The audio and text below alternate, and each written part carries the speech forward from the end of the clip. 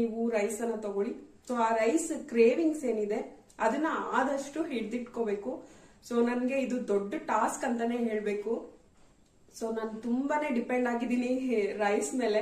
So ನನ್ಗೆ ಅನ್ನ ತಿನ್ಲಿಲ್ಲ ಅಂದ್ರೆ ಆಗಲ್ಲ, ಲೈಕ್ ಊಟ ಮಾಡಿದ ಫೀಲಿಂಗೇ ಬರಲ್ಲ. ನಂತರ ತುಂಬಾ ಜನ ಇರ್ತಾರೆ ಬೇರೆ ಏನಾದ್ರೂ ತಿಂದಿದ್ದೀನಿ ಅಂದ್ರೆ ನನ್ಗೆ ಅದು ಅಷ್ಟು ಸ್ಯಾಟಿಸ್ಫ್ಯಾಕ್ಷನ್ ಇರಲ್ಲ. ಸೊ ಹಾಗಾಗಿ ನನ್ಗೆ ಊಟ ಅಂತಂದ್ರೆ ಅದು ಟೋಟಲಿ ರೈಸ್ ಅಂತಾನೆ ಹೇಳ್ಬೋದು. ಅಂತದ್ದು ನಾನು ರೈಸ್ ಅನ್ನ ಸ್ವಲ್ಪ ತಗೊಳೋದಿಕ್ಕೆ ಸ್ಟಾರ್ಟ್ ಮಾಡಿದೀನಿ.